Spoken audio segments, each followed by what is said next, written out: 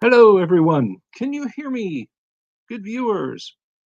Hey, TB Flowers, Great Old Ones, Odd Scimitar, Doc Flamingo, just catching up. Ardu RPG, good to see you out there. Gonzalo played tug of war with his dog today. Yay! Doggos are the best. So I know I'm a little washed out. Let me turn that away a little bit so maybe I don't look quite so horrible. Hey, Ardu, Vince Snetterton, hello. TXG. If you're watching over on X, please say hi.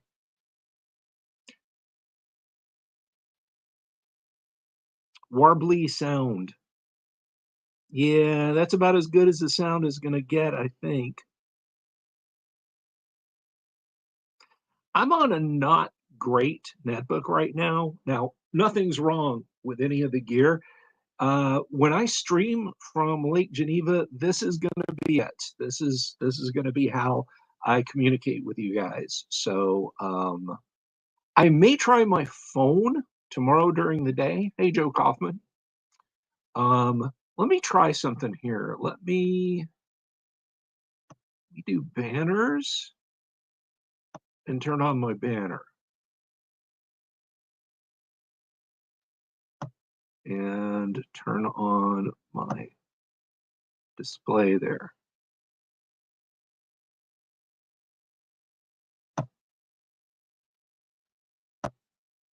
Okay. So you guys will have to tell me again. Testicles. Am I using a notebook webcam? Yes, I am. And I'm using a notebook webcam because this notebook that I'm using is about a 10 or 12-year-old, maybe older, Asus Transformer T-Book, one like T100 or something. It's a quad core Atom, but each core only clocks in at about 1.33 gigahertz, and it has 2 gigs of memory. You feel like you're at work on a Zoom call. I can use my smartphone as a webcam. The thing is, I have webcams. I have a very nice webcam right here. And I can crank this sucker up to 1080p. It's even got microphone pickups on it.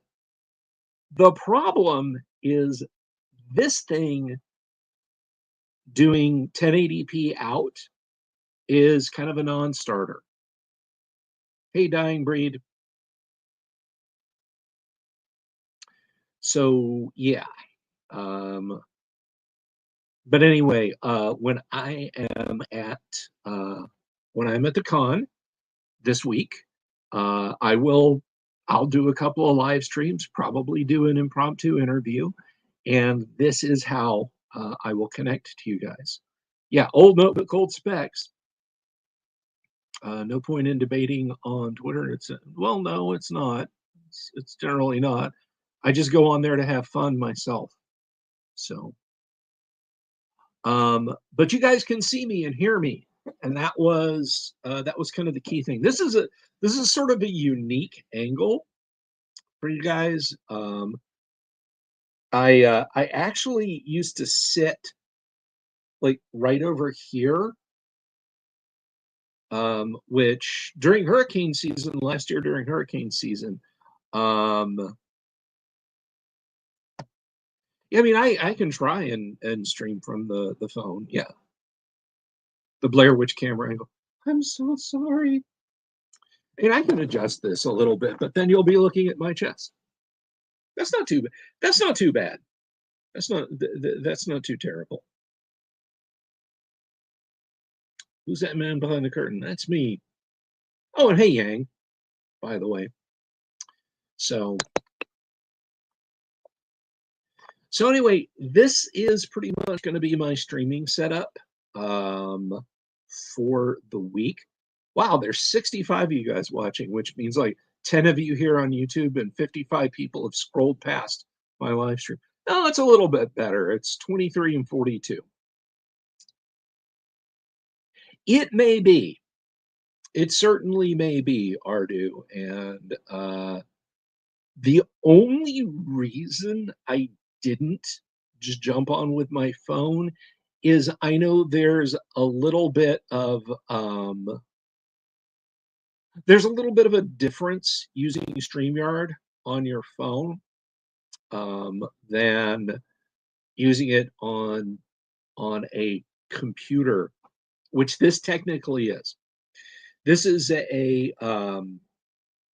like I said, this is sort of a laptop tablet. There's a button right here in front of the screen that if I push, it will detach the keyboard and the trackpad for the mouse um, from the tablet. But all the connectivity, even for power and everything, is up here. And the tablet hinge actually has a little bit more battery in it. So the last Sunday night stream was something said. What was the last Sunday night stream that I did? I don't know. I honestly don't remember. Yeah, basically, it's like a 10-inch screen. Um, it does run Windows. This is not Android or some web OS or something like that. This actually is Windows. Man, I really don't realize how bald I look until I'm in this light. Take care, Zach. Was it the Hurricane All Nighter? No, the Hurricane All Nighter was Thursday to Friday. The Hurricane All Nighter was Thursday through Friday. Hey, Rune Word. Yes, live and up close. To shave it. No, I refuse. In fact, I'm gonna take I keep stealing my wife's cloth scrunchies because they're less painful. They're less painful. So there. The hell with going bald with dignity. There. You guys get the full wizard view. So anyway, with this look, it's like, so to configure Emacs, what you want to do is you want to hold down Control F5 space Alt print screen F6 and then 7, and then you want to type a Control ampersand 3.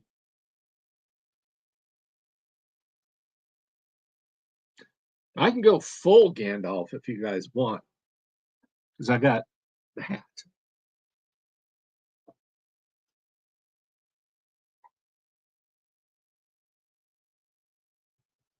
There we go. Oh, that just about hides my face, which may be good for you guys. I am the servant of the secret fire, wielder of the flame of Arnor. The dark fire will not avail you, flame of Udun. Go back to the shadows. You cannot pass. Hey, Drama Goblin, good to see you. Yeah, a little bit of a different filming location. Just testing out some gear I might be using to stream while I'm up in Lake Geneva. So, and something else is, I'll have to deal with is I'm on limited battery, 79% remaining. I have not had this charging in a couple of days, which is on purpose. I wanted to see how it would do in a road test. Some flaming udon. You cannot pass. Thank you, Dying Breed. I do appreciate that. Wait for the blip verts. Yeah. Yikes, you guys start exploding. A wizard who has a side gig as a grimoire salesman. You cannot Pass on deals like these. Don't remain a fool of a took. Yes, I am, Vince. I am running Lost Crypt. I am running a tournament game, and I am running a game called the Temple of Evil Chaos. It's a little thin slice of a module. Always wear the wizard hat. I actually like the typo. I feel like Mimsy were the Borgros. Always wear the wizard hat. But yeah, so I'll try and do an interview or something. Um, wait, what, Gonzalo? Let's see, as I'm looking over there, quiz. Dare you enter my mystical realm? I'm going to punch you in the face.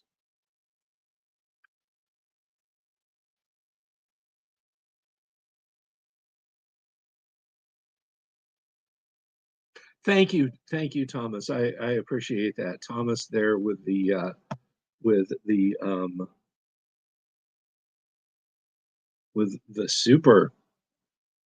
I should have great old one. Well, when I get back from Lake Geneva, I've got some folks I'm going to be having on the show. Definitely for sure.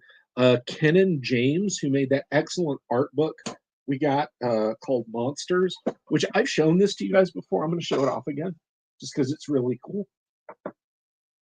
Ken and James did the art in this, and it's amazing.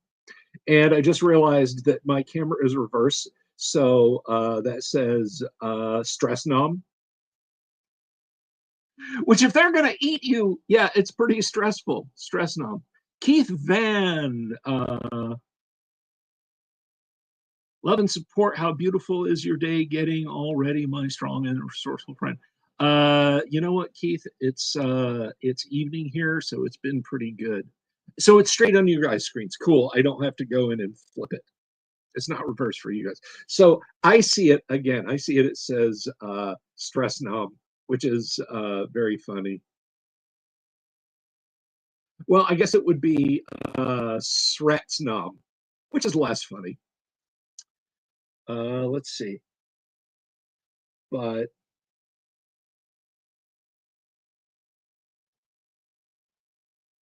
this is such a cool book. I was going to show off. Where is she? His succubus.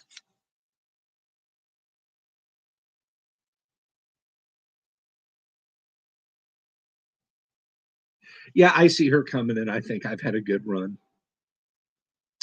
I've had a good run.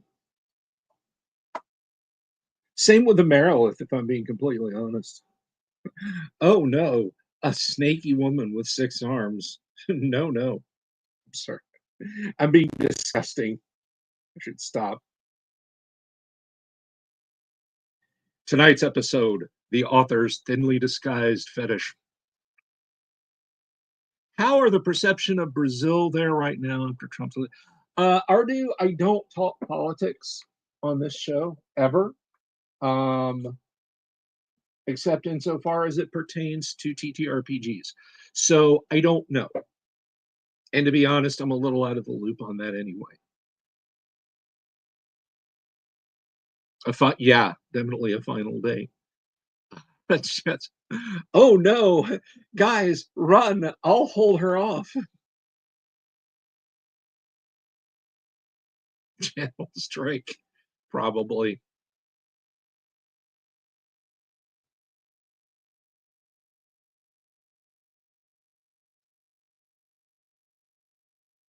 Keith Van, I'm a neuroscience wizard. I have 50 healing YouTube short. Share verbal medicine. Excellent.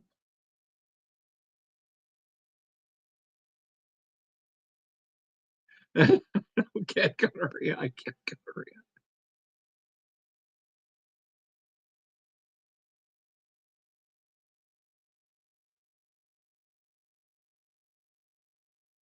Yeah. There's a Reaper mini of a succubus that the name, and I know why, I know they did this on purpose, but the name is literally like sounds like venereal disease. Like her name is like Syphilita or something like that. But then Reaper also in the year of our Lord, like 2014 or 2015, they actually released a paint called Drow Nipple Pink, which is very bold of them. That's very, very bold of them.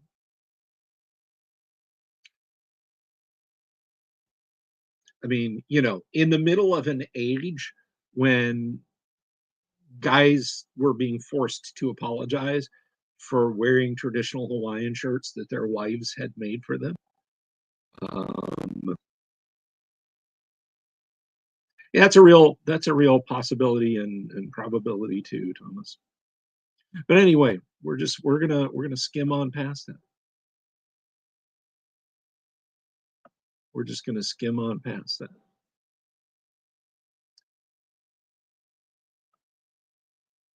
Is OD1 any good?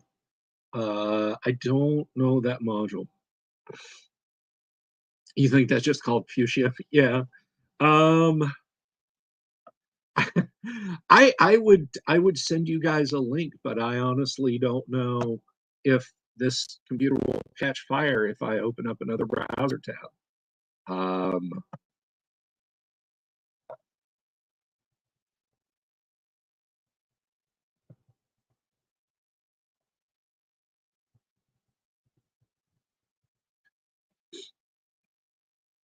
I'll see if I can find it.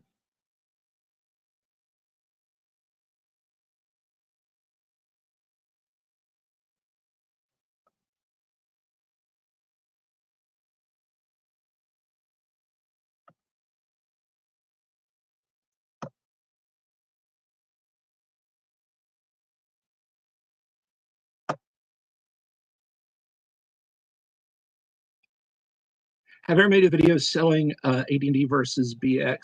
Carl the Fighter. Yes, I have.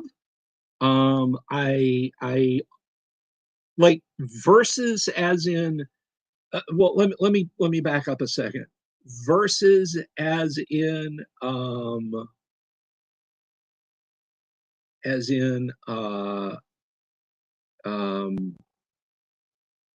like you should play AD&D instead of basic expert. I mean, I can make that argument right now if you want, but I don't get super dogmatic about it because it's old school D&D and it doesn't. A lot of the stuff that I don't like about newer versions of D&D are also not in basic and expert. But no, when I say basic and expert, I'm talking about the turquoise and magenta box sets that were basic D&D edited by Tom Moldvay and Dave Cook. Um, Let me see. So somebody said, Jorge says, we are talking about a Brazilian RPG. Okay, sorry.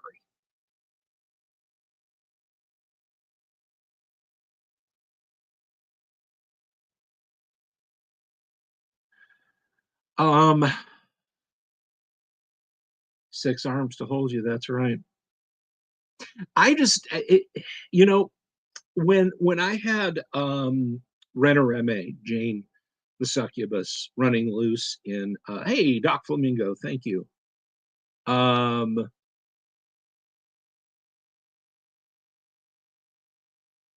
uh,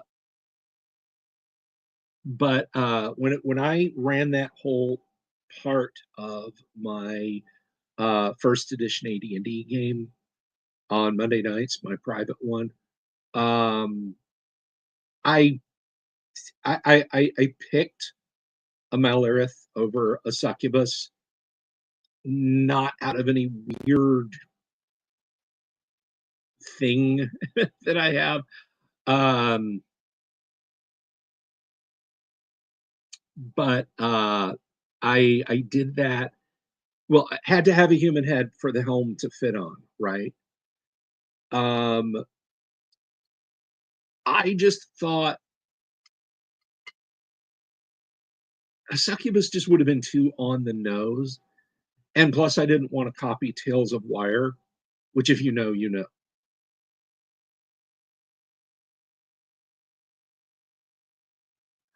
A Malirith, a type 5 demon, the sexy, sexy snake ladies. So,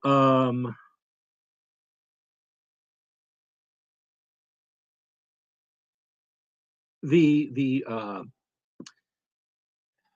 I could really do a serious video about the the betterness of AD&D 1E versus basic and expert.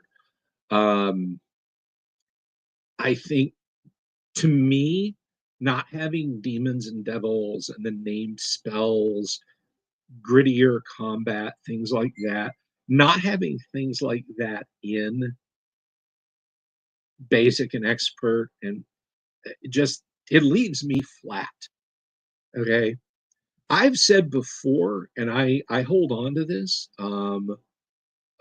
Thank you, Danny. Thank you for stopping in. But I absolutely believe this, that to me, like, people like, oh, rules compendium, you just need the rules compendium. It's everything you need is just in one place. And I'm like, guys, it reads like fantasy stereo instructions. It's not great. The RC is not, it lacks so much. No demons, no devils, no celestials, no other planar beings at all. 90% of the named spells are stripped out. All the cool stuff like random city encounters, it's just all sucked out of the rules. It's like it's boiled down to to just, you know, it's just bland.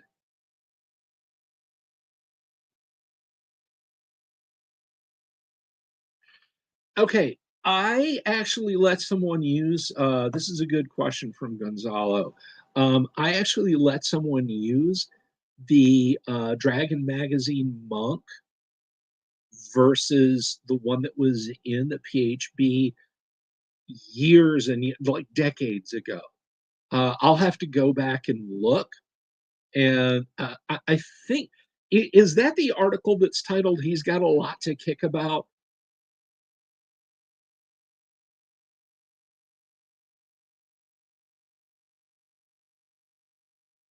Um, see, yeah, I'll have to go back and look and check that out, Gonzalo, before I can give you a concise answer. Uh, but thank you for the super. RPG Grandma says, "Put back what you need, want, and need in D&D." Okay, here's the thing.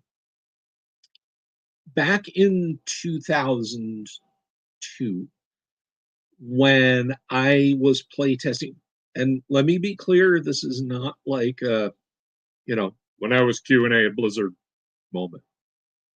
I'm not going to pull up a black and white MS Paint drawing. But when I was one of the playtesters, one of the many playtesters of Castles and Crusades,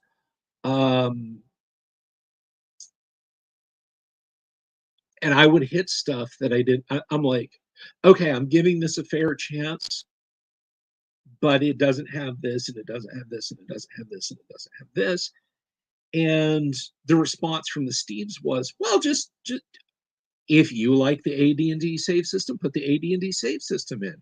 If you like proper armor class, they called it inverted, but if you like proper armor class, use AD&D's armor class system. You want multi-class in your game? use AD&D's multi-class. You want segments, use AD&D segments, and on and on. And at the end of the day, what I had was AD&D. I mean, having a stack of Castles and Crusades books, but I got a bunch of AD&D books to go back and reference to. Why not just play AD&D? And I'm kind of the same way with basic and expert when it comes to, well, just add back in what you want.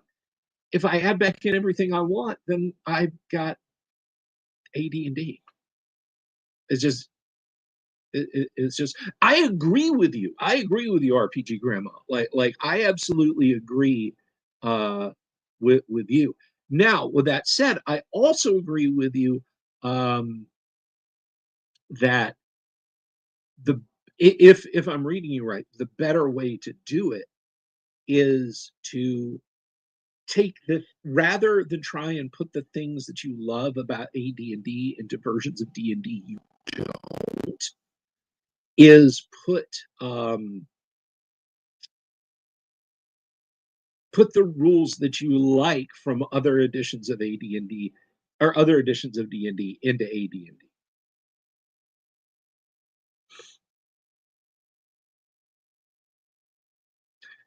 And that's awesome, RPG Grandma. That's the way to do it. You old school 5e to a hybrid. Now I have not tried Shadow Dark. Have you, RPG Grandma?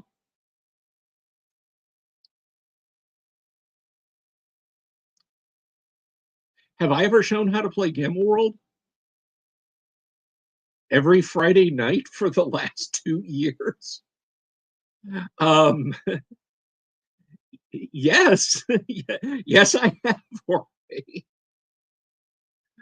Um, yeah,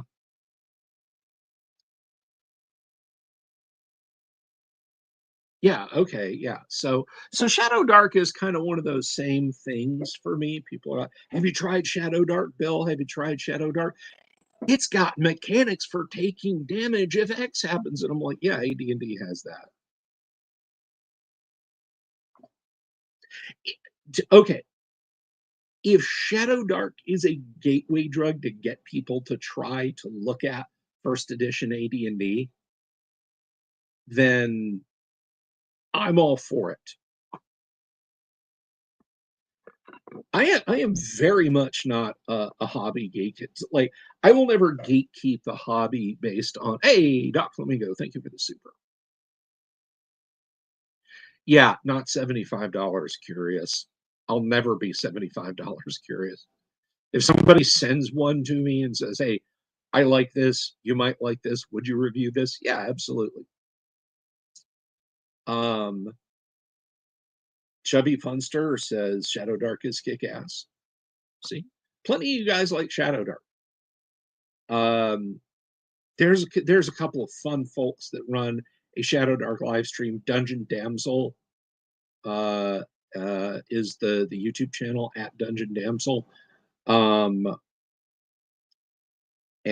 I'll go over and watch their channel and throw them a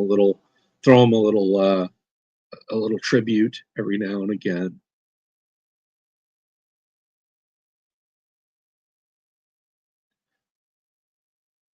But one thing I can tell you is if you are trying to old school 5e, from my understanding, Shadow Dark has done a lot of the work for you.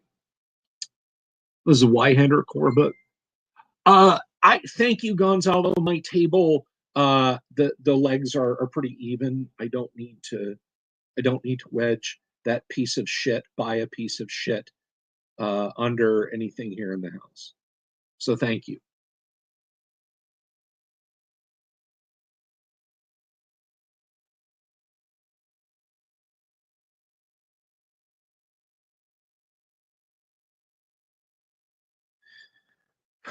Well, I mean, we have 6E now, so they're never.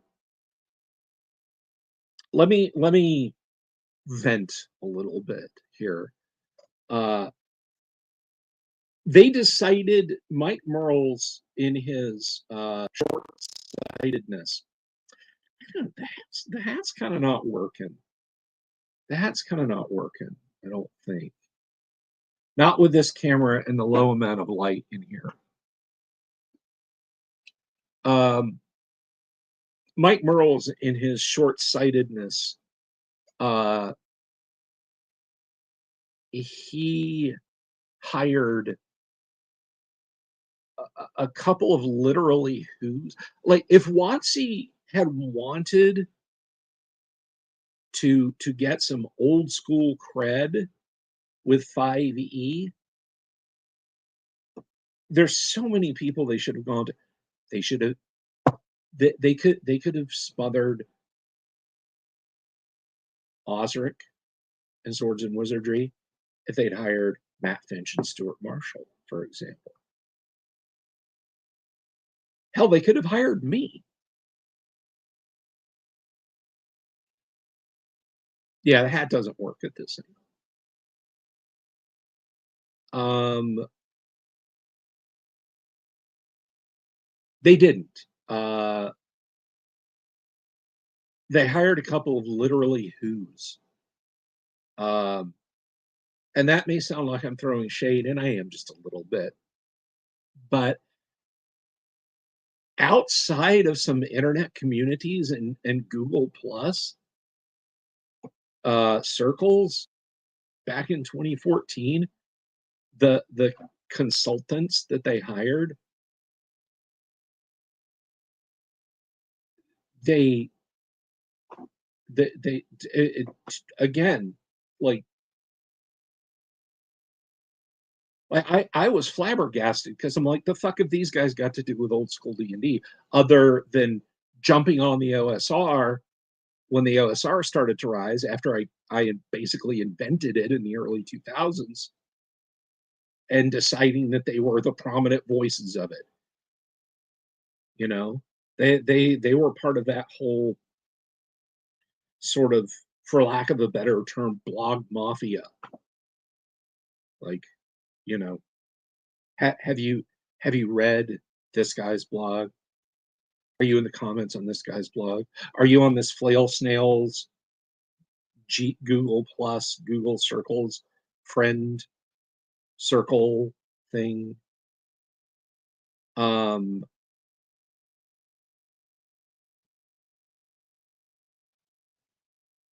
Yeah, no, you're right. You're not wrong, Steve. You're not wrong. But the net result was they hired a couple of squeaky wheels, and those people turned out to be liabilities for whatever reason. They turned out to be liabilities, and people didn't like them. And the net result was, I think it cost Mike Merles his career at Wizards of the Coast. He went from, the design lead or whatever for 5e to a nobody.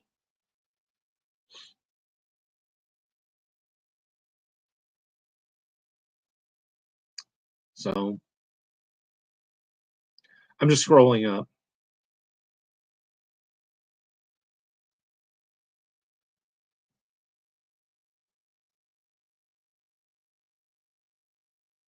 Dying Breed was saying something about hiring Kelsey. I guess that's the person who designed Shadow Dark to do 6e. I mean, this is literally just me not knowing, but isn't 6e what is out right now from WotC? Is that not what they call it? I've seen it called D&D 2024, which is just skull thumpingly stupid. Shouldn't it? I mean, if that's how you're going to name it, then original Dungeons and Dragons, is that D&D 1974? Is AD&D D&D 1977? Is it 1978 or is it 1979? I mean, Basic came out in 1981 or 1980, So is it D&D 1980? But Expert came out in 81. So is it D&D 81? You see,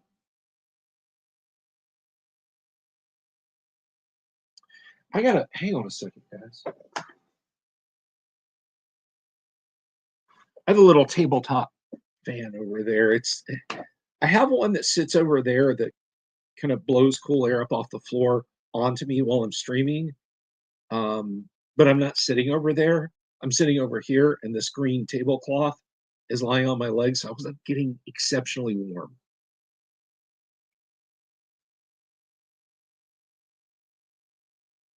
No, I think you're right, RPG Grandma. See, they called.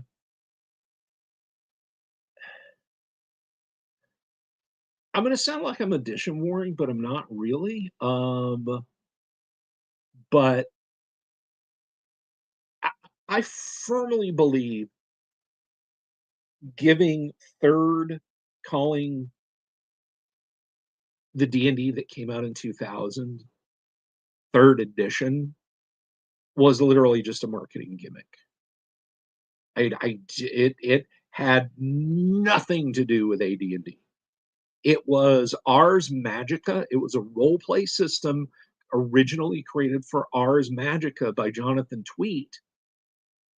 Fact check me on that, please, though.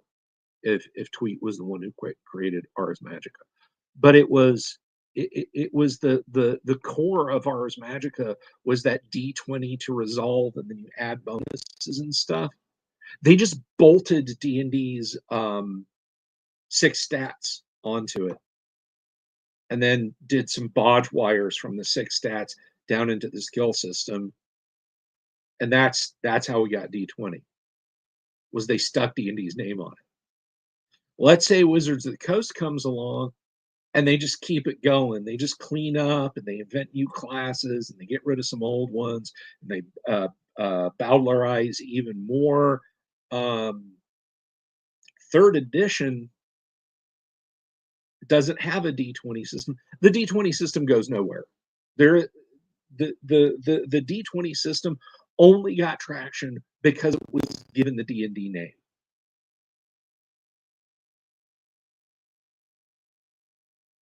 Too bland for me, Robert. Too bland. How many actual editions of D&D are there? Okay, so let's do this. We can do this in our heads. So there's original Dungeons and Dragons, and I'm taking in all supplements in that. We're not dividing it. OD&D plus Greyhawk, OD&D plus Greyhawk and Blackmore, OD&D plus Greyhawk and Blackmore, and Eldritch Wizardry, OD, and so on, and then just like slice them back and forth. Original Dungeons and Dragons. So there's original D&D. There's first edition AD&D. There's second edition AD&D. And again, we're not doing that. Oh, but the Black Books were a re-release, or it's different enough between the core 3 AD&D books and Unearthed Arcana. No. So original D&D, first edition AD&D, second edition AD&D, third edition, 3.5. And I say 3.5 because 3.5 was published as a separate edition. They called it a separate edition. They explained why they changed it. So 3.5, fourth.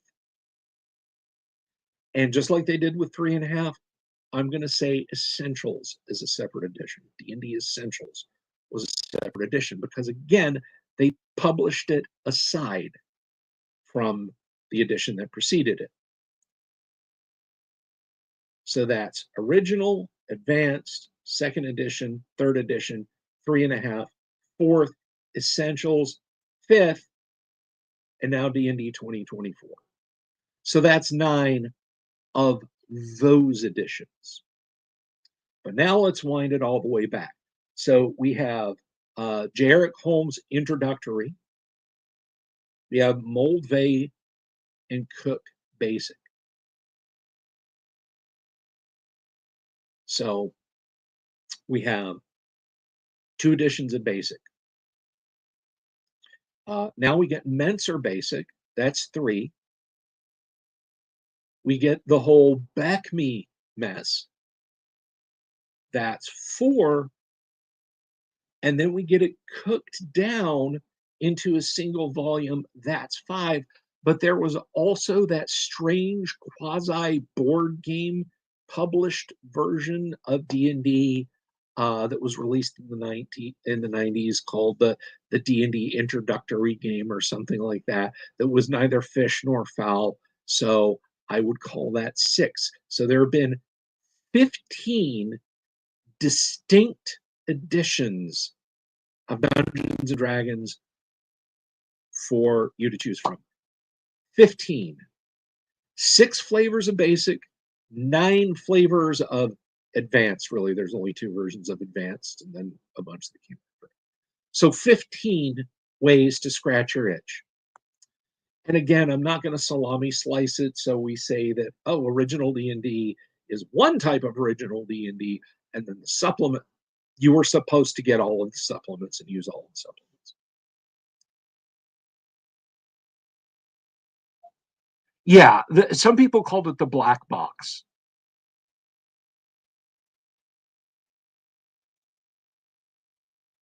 Oh, I'm not sure where you would put the beginners set that came out in 2014.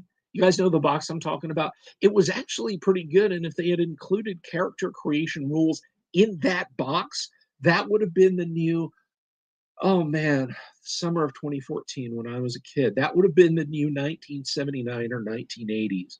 But for whatever reason, Wizards of the Coast just said, no, don't put creation rules in there. It's an adventure game you can play one time, and that's it. And they said, oh no, but you can go online, and that's not the point. The point was getting a box that had everything you needed to play in it.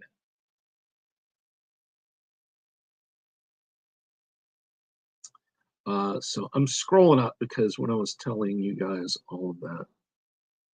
Yes, Dying Breed, thank you. Mark, Rain,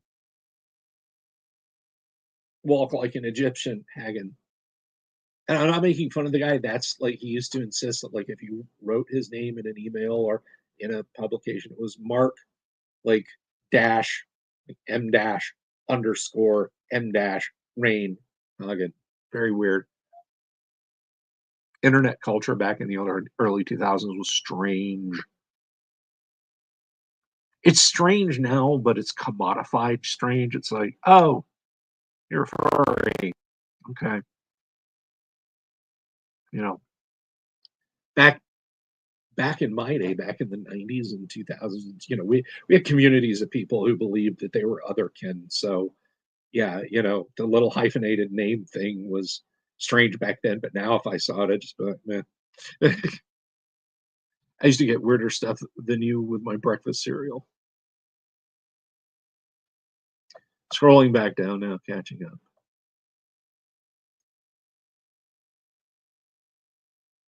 Yeah, 4 broke and threw out 3E and 3.5 completely. I remember, I think it was definitely over on EN World, but this was such a hard burn for 4E fans when 5E came out, because I don't know if it was Merle's, or maybe it was when 4E came out. No, it was when 5E came out. But it may have even been Bill Slavisek. I'm not going over there to find out, but the comment from somewhat Wizards of the Coast was, look, this is the new edition going forward. That's it. We're not, we don't regard the edition we just left as old. Basically, he said, if I'm going to play D&D, it's either going to be first edition or it's going to be the new one. If I want old school, I'll play first edition. That upset a lot of people, a lot of people, particularly little cloistered freak jobs over at Something Awful, who regard themselves as like the authorities on everything in the internet.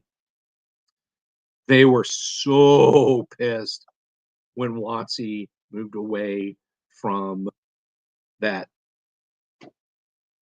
tabletop simulation of a computer game that was 4E.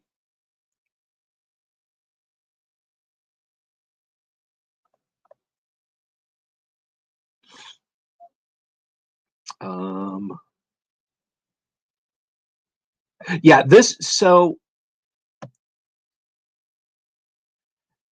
I remember this discussion back in the day, and there was a lot of pushback from people saying, like, well, how is it like that? You can't even tell me how. You can't even explain how is it like that? Yada yada. It wasn't like that. It wasn't like, wow, how is it like how is it like World of Warcraft? And guys, first of all, the language. The language was absolutely 110%. It's like, you know, this guy's a striker, this guy's a controller, this guy's you know, a blaster, this guy's a that was like baked into their mindset. Yeah, they still said fighter and paladin and stuff like that, but right alongside it, you know. And the mooks rule, I can't remember what they're actually called in game, minions rule or something, where it's like you might have a room with like 21 hill giants in it, like the feast hall, instead of the hill giant chief. But Nosnra has like 500 hit points, and his wife has 400, and his assistant has 350, and every other monster in there has only 1 hit point. They still hit as hard, but you can hack them down because it's heroic to just slay bunches and then get to the boss fight, because they decided that everybody wanted that Diablo, World of Warcraft boss fight moment, and not dungeon exploration. Yeah, dungeon exploration was thrown out completely. It was supposed to have an online component, Jorge. That is not Wizards of the Coast fault. I think it is, but it isn't. So here's what happened. One guy and his wife were the programming leads for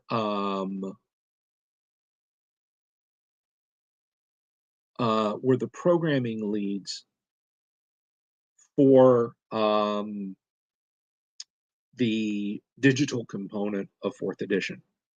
One guy and his wife. He found out she was having an affair and took her life and then took his own life. And when that happened, they shut down the project completely because he was the lead.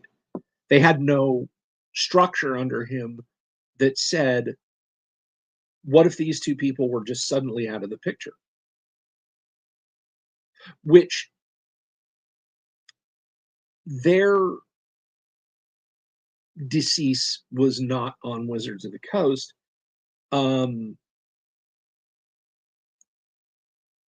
But why did they not have a secession in place? That is very much on Wizards of the Coast. That and their online community thing, Gleemax.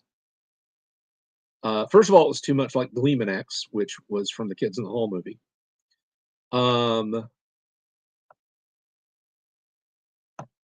But there was just this weird vibe with 4th edition. Nobody liked it. I mean, the ad push for 4th edition actively shit on classic D&D. They said you were playing wrong because nobody had miniatures that were identifiable back in the 1970s and in the 80s and in the 90s. And it was only when 4th edition came along with miniatures and a grid and stuff like that that you were playing right. Grenadier made millions of dollars making miniatures just for AD&D. I have the boxes over there on that shelf that's a official AD&D. Ral Partha's primary customer in the 90s was TSR. TSR shifted to in-house casting of miniatures. Wizards of the Coast, D&D minis were primarily to get minis into players' hands cheaply.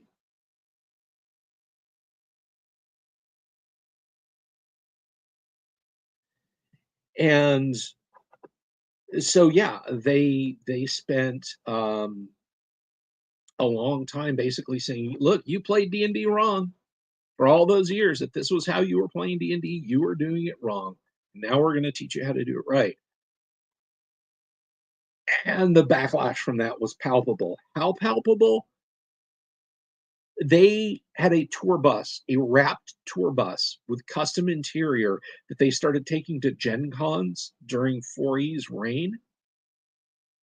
The wrap on the outside was all AD&D art. Otis, Sutherland, Trampier, LaForce, Rosloff, and the inside was done up in copies of that art too. Not the 4E art. There was no 4E art found anywhere on that tour bus. And then they released Essentials, and Essentials came in a box. That was a copy of Mentor Basics box. If you bought the boxed Essentials set, it looked just like the red box.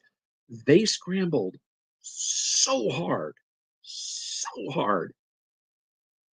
to try and apologize to people that they had insulted with the launch of 4th edition.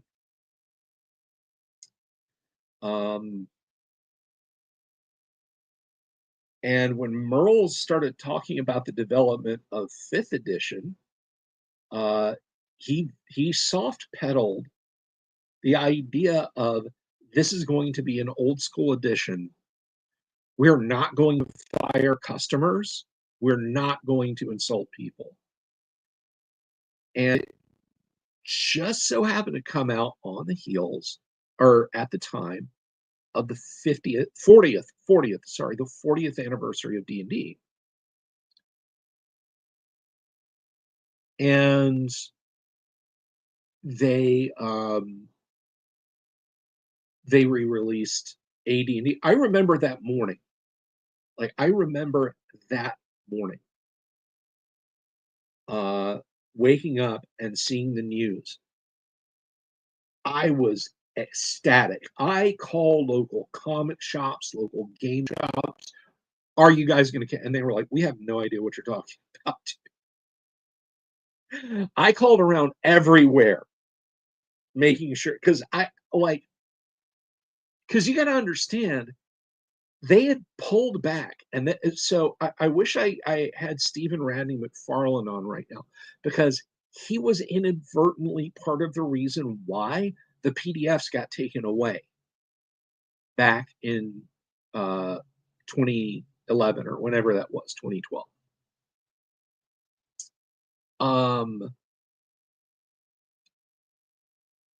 And I'll save that story for the next time Stephen's back on. But they had burned all goodwill on a bonfire. And here they come, and they announced at like Gen Con or some kind of convention, they were like, we're re-releasing 1st edition Advanced Dungeons and Dragons in physical form.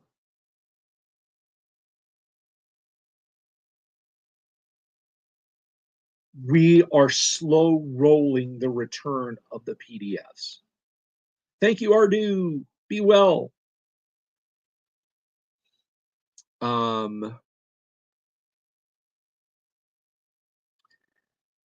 They, and like, literally that day, they had this crispy new OCR'd scan of basic D&D, Moldvay basic D&D. They put that out there. And they did it primarily because they they did the scans because you got to understand, by 2006, when they started selling scanned AD&D products, first of all, there was no print on demand. You just bought PDFs.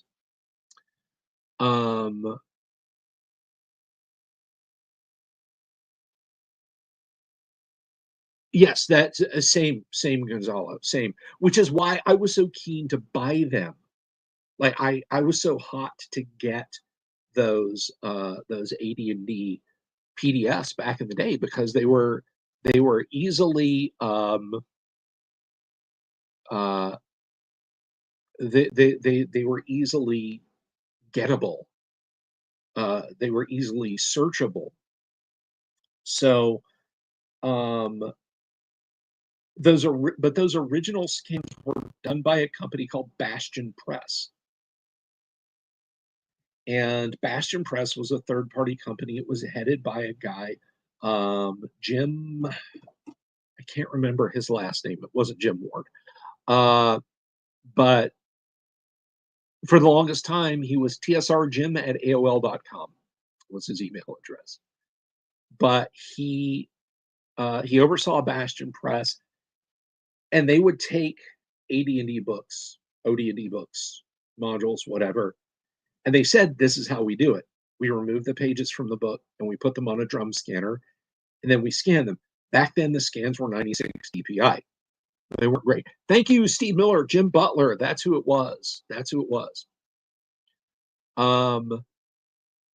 So they scanned all of the books very well with these laser drum scanners.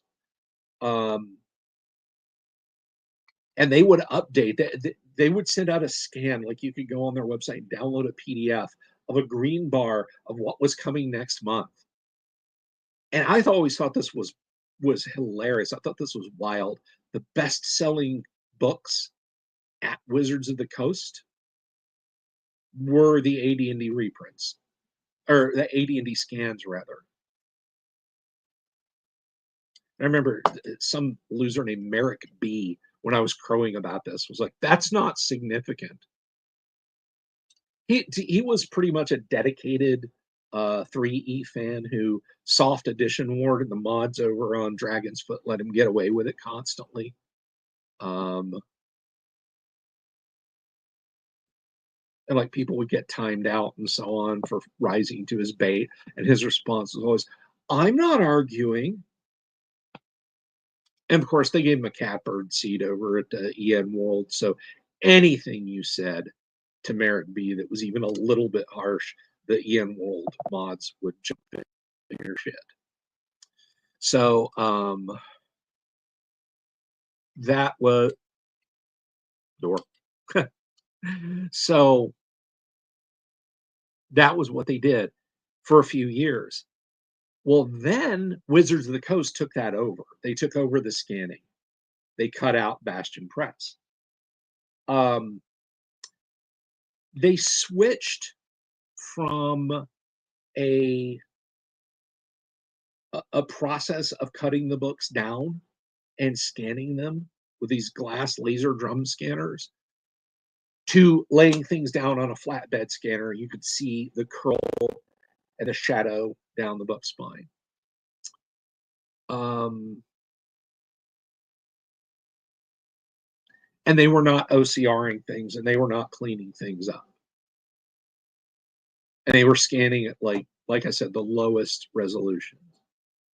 So when they brought those back after 4th E, they built a lot of goodwill.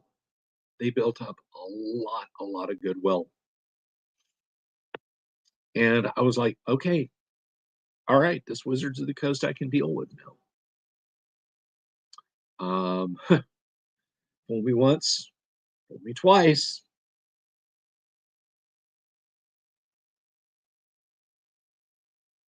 So so that basically is the tale of 4E in a nutshell. Um, there was really not much they could have done to have sunk any lower, because somebody up the thread said that WotC uh, created their greatest competitors when they stopped Dungeon and Dragon magazine, and I think they're absolutely right. I think that comment was absolutely right. Uh, they forgot that we're gamers. We're not going to walk around with a tablet and a laptop all the time. We like physical books. My whole bookshelf over there, shelf over here, shelf right there. Yes, I love the scans and I love being able to reference stuff just like that. But those books, man, that's, do you hold that in your hand and you leaf through it? Sometimes I can find stuff faster in the books than I can with the search in the PDFs.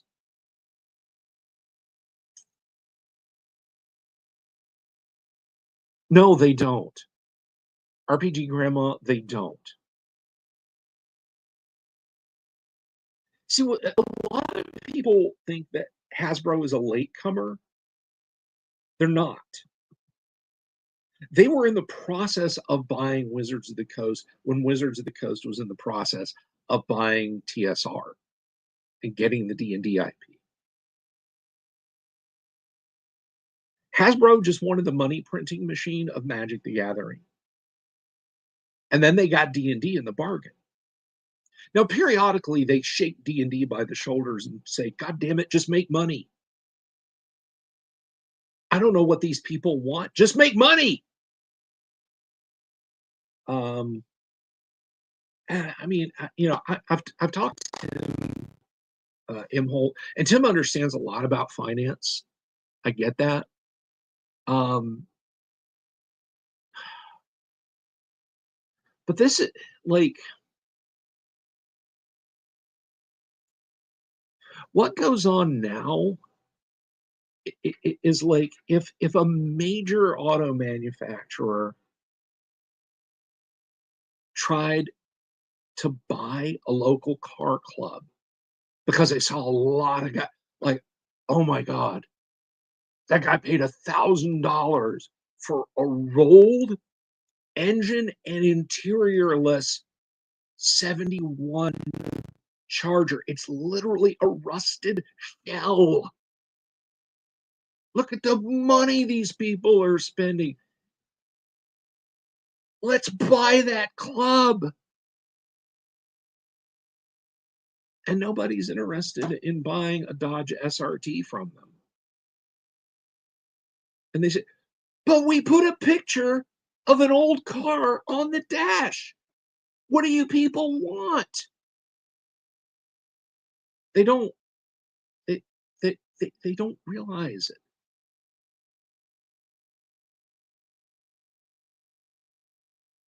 Exactly, Jorge. It was the 50th anniversary. Where was the slipcase version of AD&D with original cover art?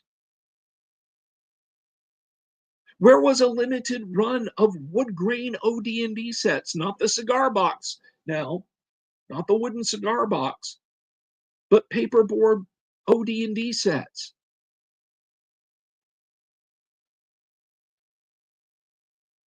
No, we got a book that literally spends a page going, hey, yo, fuck Gary Gygax and Dave Arneson. How they be white men? Anyway, OD&D sucks, so we're just going to go one page at a time talking about it. That was it?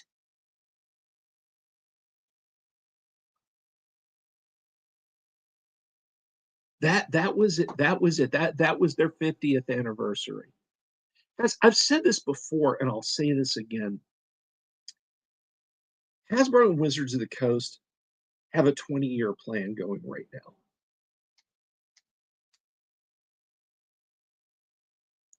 Hasbro and Wizards of the Coast 20-year plan is that guys like me be dead in 20 years. And they'll be so happy, because then they won't have to compete against me. They can do whatever they want with D&D at that point. They can be done with us. There will be no old D&D. The guys who played 3E will be in their 50s.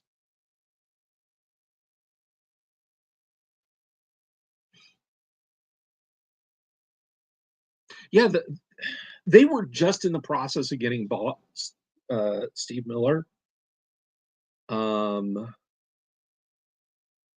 That's, I don't disagree with you, Gonzalo.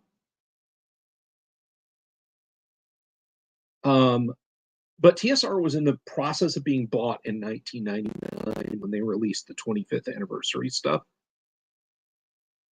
The loving 25th anniversary, silver anniversary editions of stuff, that lovely box set that they released.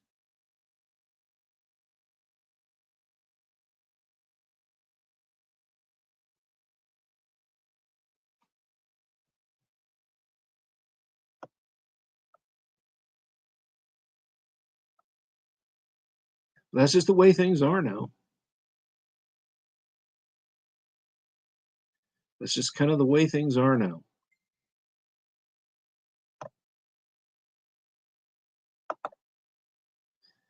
So that's just kind of where we're at. I mean, I'm going to be playing D&D forever, guys. It's never going to change, never going away.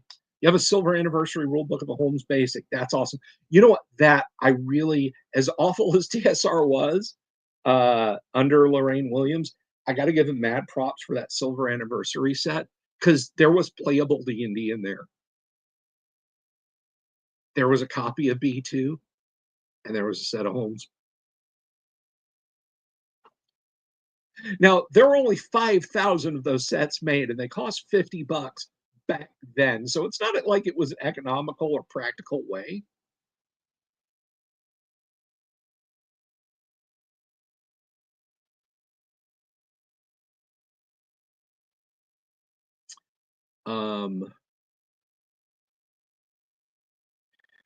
But yeah, I mean, I could make the argument that a lot of AD&D has been in print continually for decades. So I didn't know they did a 45th anniversary dice set. And it's neat that you got it from Goodwill. Generally, what I have found, and I've had this kind of soft confirmed by people who volunteered for Goodwill. I'm going to try something real quick here, guys. I think I'm probably, yeah, I'm going to size that back down. Sorry, you guys are just going to have to put up with me futzing around with stuff technically, just trying stuff out on this live stream. Because, you know, I've only had a year to get ready for this. So obviously doing it tonight, like 3 days before I depart, is the way to do it. But hell yes, Jorge. Absolutely.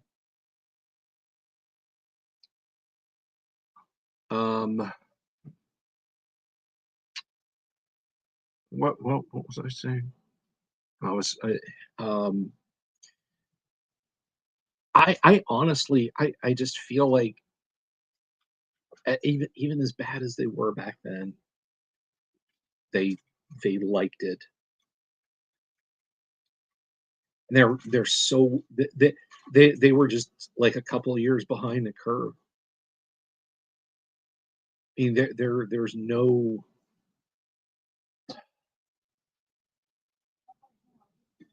there's no equation in which how they treated D&D for its 50th anniversary was right. Oh, Goodwill. That's what thank you for reminding me that I was talking about Goodwill. Anyway, I've had it soft confirmed from people who have volunteered for Goodwill that there are things that they have lists of, like if you see this come in, take this over here, and anything Dungeons and Dragons, anything. I think they may actually say specifically Dungeons and Dragons um, gets set aside for additional sorting and appraising. I got my dungeon board game and a Deities and Demigods from a Goodwill online auction out of, where was that? Somewhere on the West Coast. But I got that for like $50. I won the auction for $50.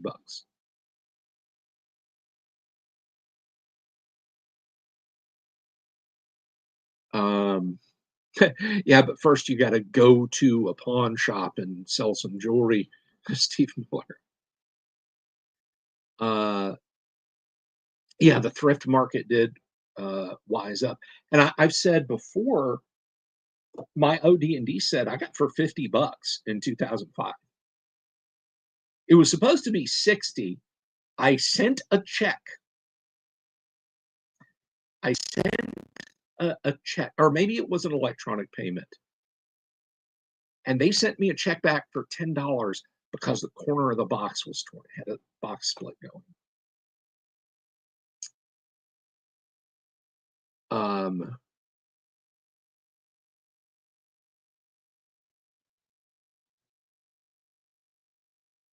So yeah, but now, yeah, Goodwill is, they're hip to, like, somebody brings a GI Joe footlocker in and it's like uniforms and play sets intact, so that, yeah, no, that's awesome.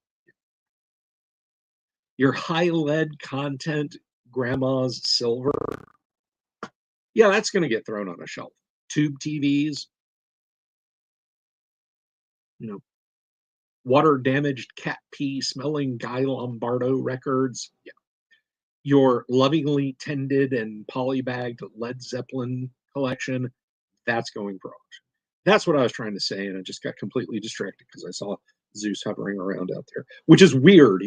5 feet off the ground.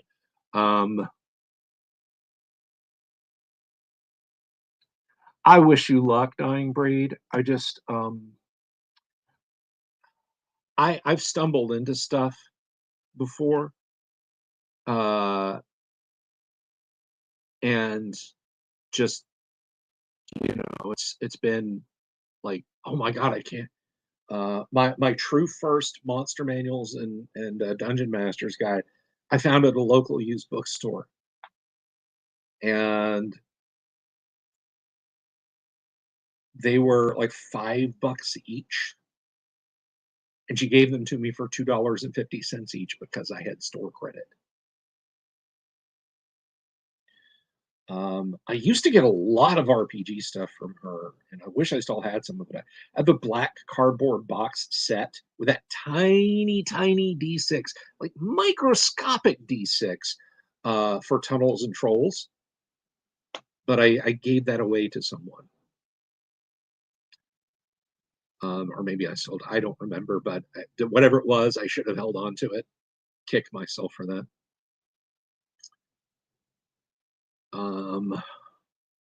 Hey, Chris Sims.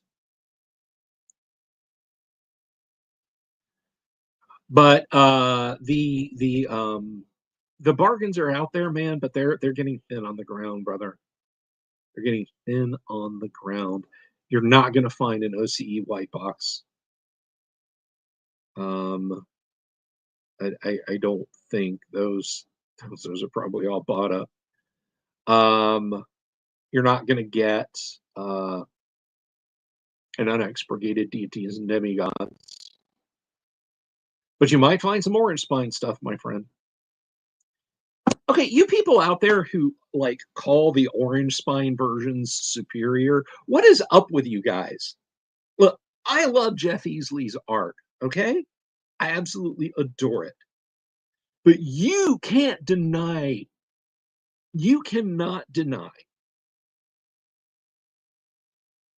that all that stuff was safe artwork to satisfy the blue-haired church ladies.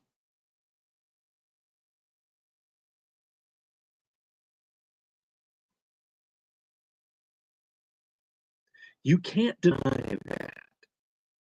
And those books were horribly bound. They were made of fall apart. There's no cloth binding to be found. I mean, it's the rot set in with Unearthed Arcana, and it only got worse as the years went on. You know, Gary chastened them about doing that because they had as many deities and demigods were brought back to the booth at Gen Con as they sold, because people were like opening them on the convention floor and pages were coming out.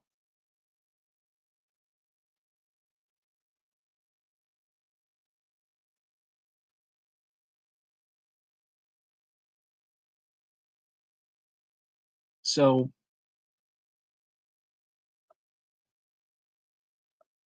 I think the most I paid for an OD&D booklet was at Milwaukee Game Fest. I paid $45 for Eldritch Wizardry. Maybe it was Gods, Demigods, and Heroes. I don't remember which. No, it was Gods, Demigods, and Heroes because Rob Kuntz. I was hanging out with him and he autographed it for me.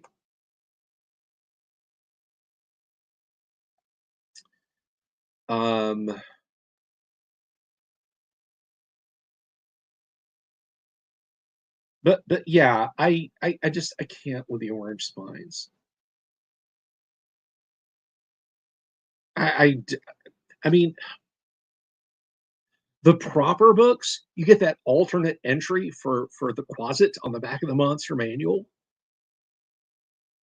They just feel like AD&D books to me. RPG Grandma out there leading the chorus. That is exactly what I love. D&D, it's fantasy, pulp fiction, adventure, and horror. Absolutely, ma'am. Absolutely. Agree 110%.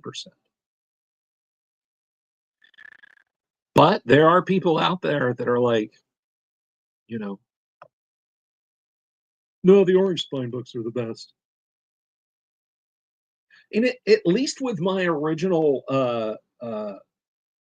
True First Print Player's Handbook, I have the level title, albeit incorrect, for fifth level clerics. Man, that sticks in my gums. How they stopped calling them clerics into. Well, this character is a priest, so he's a fourth level cleric.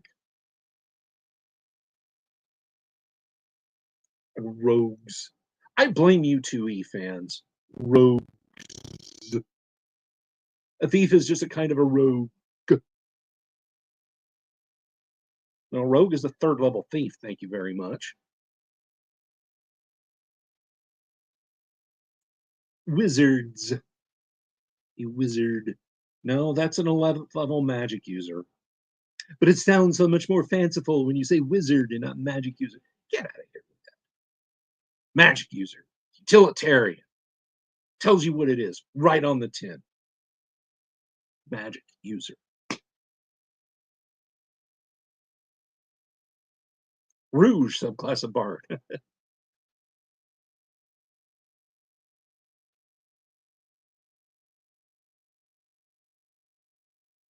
Well, there were other fantasy authors writing about thieves. I mean, the AD&D thief is a Lankmarian thief, and go read the go read the Fafhrd and Grey Mouser books.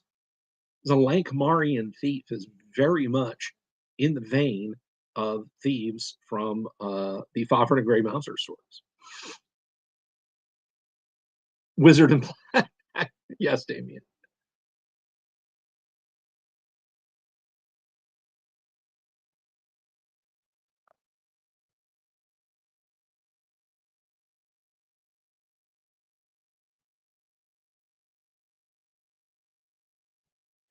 I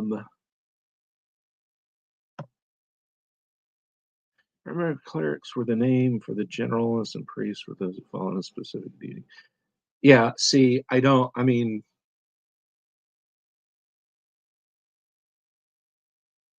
I just don't see the need for that level of division.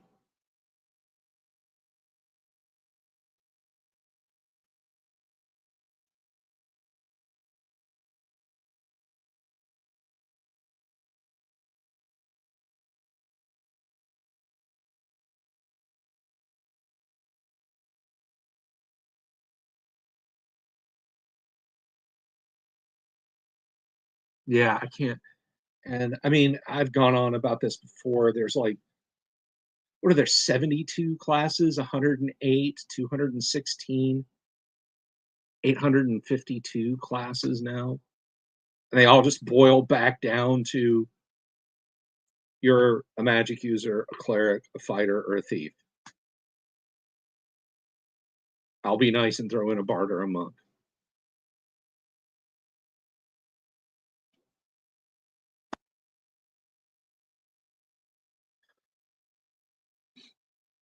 Guys, it's late. It's getting late. Does anybody have any questions for me? Anything like that? I am going to live stream tomorrow. Oh, there was well, fortunately, we have we have classes, and I love classes, and AD&D has classes, and that's what we use.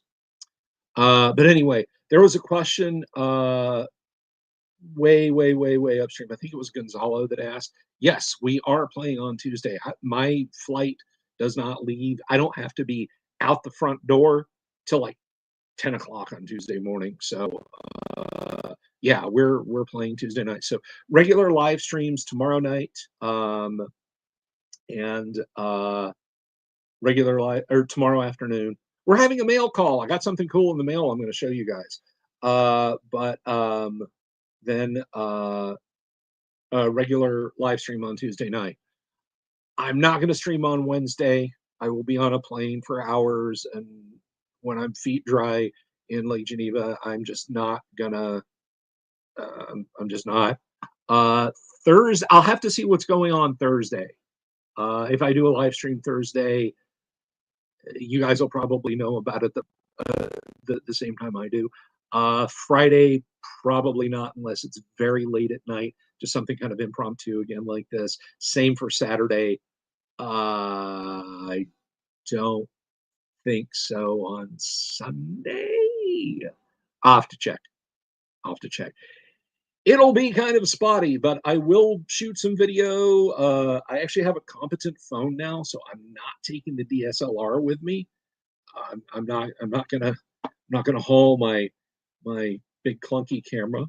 Um, so I will be shooting some video. I will share that with you guys. I'll try and do some shorts and so on. But anyway, I want to thank everybody for hanging out with me tonight. No, there's no owl bear in passing. Damien says something you should have said last week. Giving every deity a paladin is boring. Instead, each god should have a specialty hero. And sure, I'm okay with that. I'm okay with that. Thank you, Dying Breed.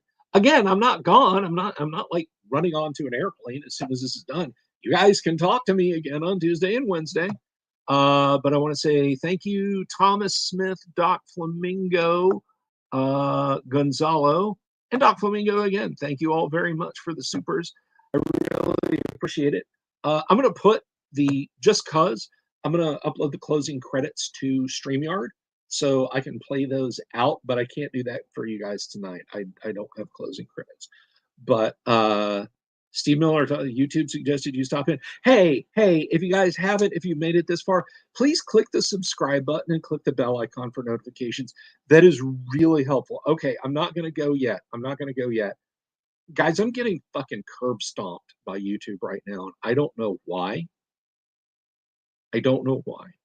I don't know what I did to piss them off. I don't know if it's because I just do live streams. I don't know what's going on. I yesterday morning I was, or maybe it was this morning, I was in an absolute state of despair. I had tanked like negative 15 or something subscriptions. I don't know what's going on. I don't know what's going on. I'm just I'm just trying to navigate the changes on YouTube right now. Question above. Question above. Why does a druid have the highest HP potential? I don't know. Why does a druid have the highest HP potential? If that was a riddle.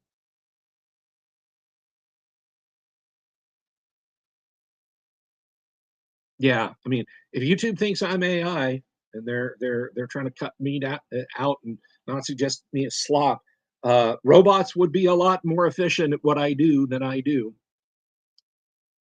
Um, so yeah, that's just about got it. Uh, let's see. Let me turn off the things here. Go away. Takes stuff a minute to react. See, I'm waiting for the other shoe to drop. I'm waiting for a dad joke there. Cooperative waffle. I don't know. I don't know. I don't know. They use a D8. I mean, I, personally, I think the fighter has the better highest potential HP amount. I mean, fighters keep gaining levels as they go. So I've never heard that. I've honestly never heard that. All right, guys, I'm out.